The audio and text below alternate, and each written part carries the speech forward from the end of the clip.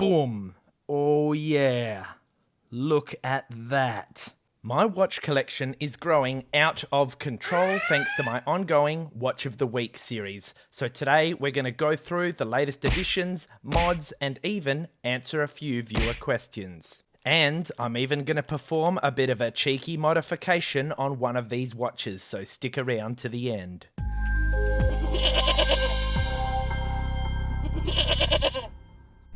Here's 3 questions from community members, the first of which comes from IB Music Vector, who would like a condition update on our Mecha TVA G-Shock. Let's take a closer look for him.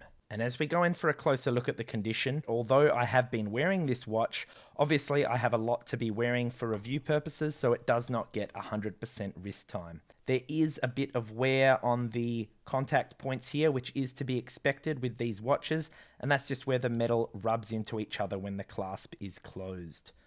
There's not really any rubbing or wear and tear on this part either, to be honest. That's pretty good. When they, I guess, spray these links, they're not fully coloured, so you do sort of have those blank spots. But other than that, I have not experienced any sort of chips or scratches on the bezel itself, so overall the condition is looking pretty good. Our second question comes from KDBXX, who wanted to know where we got our hands on this beautiful GD350 in gold. Well, the answer is Baiyi, Japan, and I am going to go into more detail about this watch as I haven't had a chance to show it to you yet, so stay tuned. Our third and final viewer question came from Rentresna440, who wanted to know about our SKME watch and whether it was still working after 3 months. Well, the answer is yes, indeed it is, as you can see, and I have been wearing and enjoying it. Bubble says like the video as we move on to the latest additions in our collection. Our last collection update 3 months ago focused on all of the watches up until this point, and if you missed that one, you can check it out here. But today we're going to be focusing on all of the newest additions, plus a few mods that we've done along the way. And the only one we need to cover from this box is the W217H, for which we applied this awesome hydro mod. The hydro mod involves taking the watch apart and filling the inner cavity with mineral oil so as to improve its water resistance rating and also improve its viewing angle. After originally completing the hydro mod, I had some mixed feelings, which you can check out here. But now that I've spent more time wearing and enjoying it, I thoroughly appreciate it and do plan on doing more hydro mods. Here's a comparison with a non-hydro modded watch, and just look at how quickly the viewing angle becomes illegible, whereas the hydro modded watch is just visible from any angle you throw at it.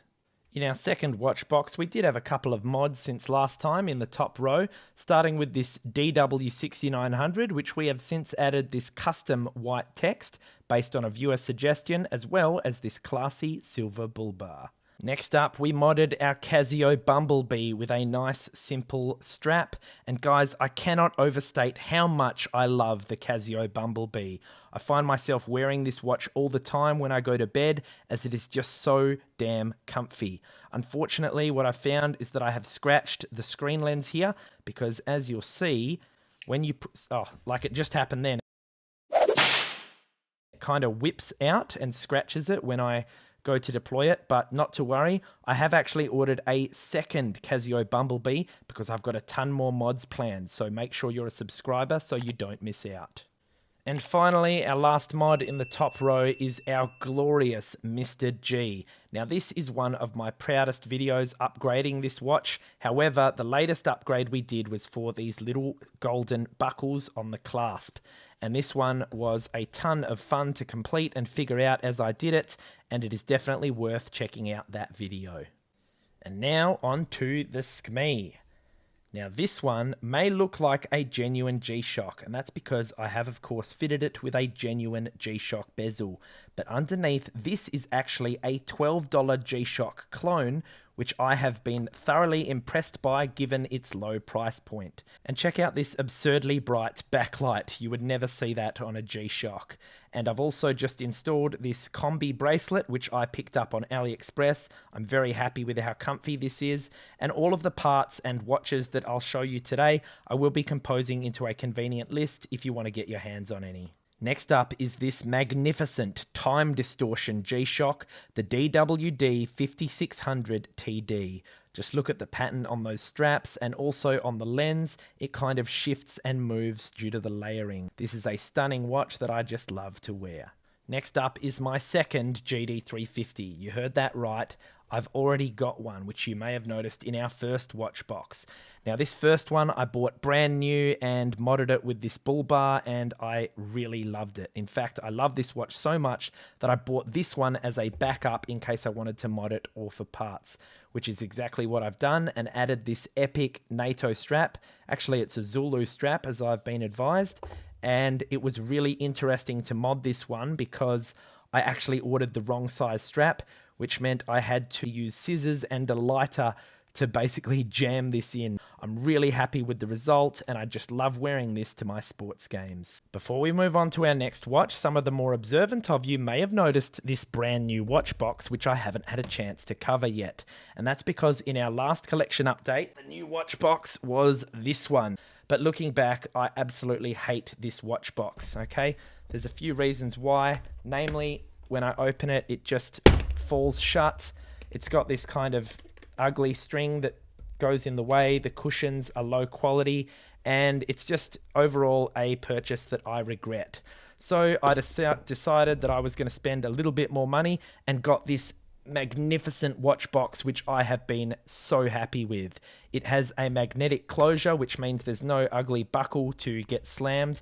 It stays open perfectly. It doesn't have an unsightly string to hold it open, and these cushions are just fantastic quality by comparison. I'm going to continue to buy more expensive watch boxes instead of cheaping out.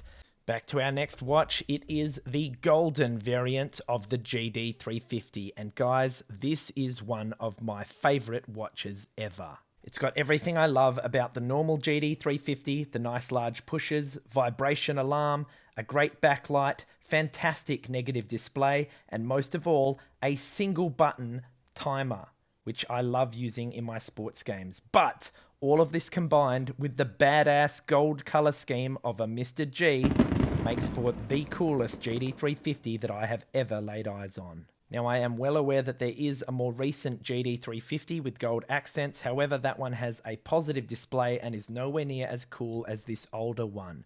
Now, this one is quite rare. I have seen it on eBay go for upwards of $300. However, unbelievably, when I bought it on Buyee Japan secondhand, I paid just $50.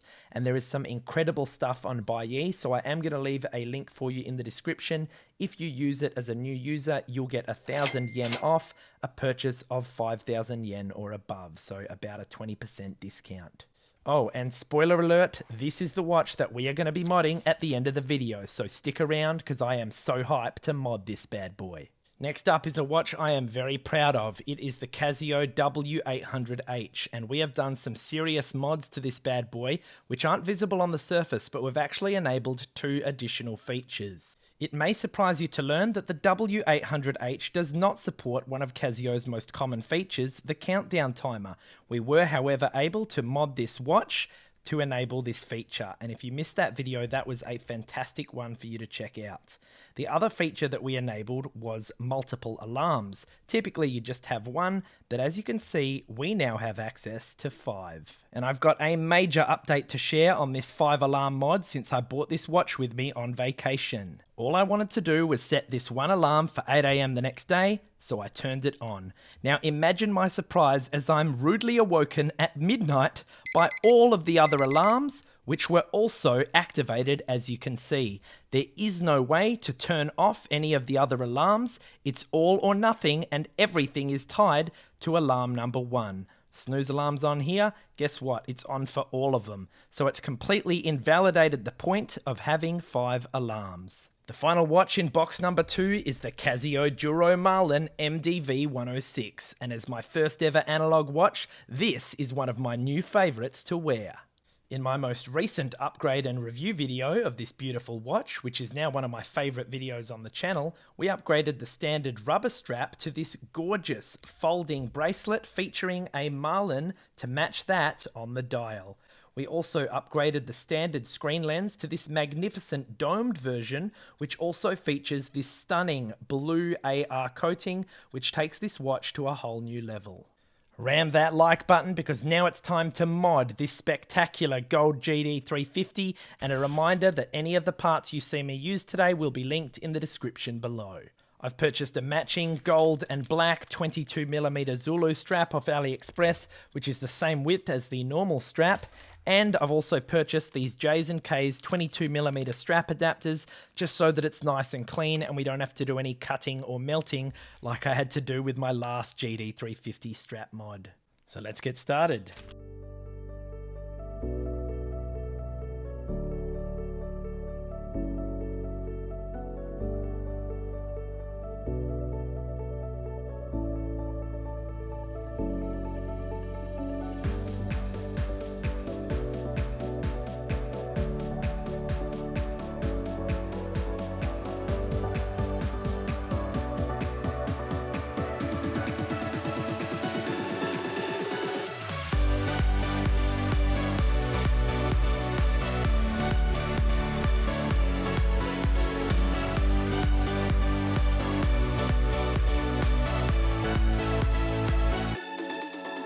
Now we are talking.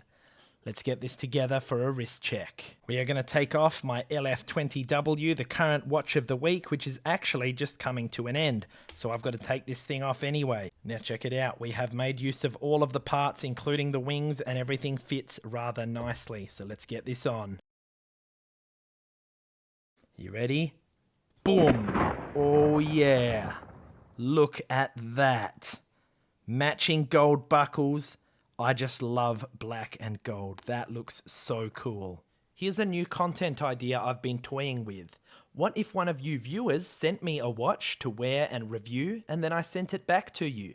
If you think it's a cool idea or you'd like to get involved, let me know below, and I'll also put out a community poll. Subscribe so you don't miss our LF20W review, and here's some more great content. Thanks for watching, and I'll see you in the next review.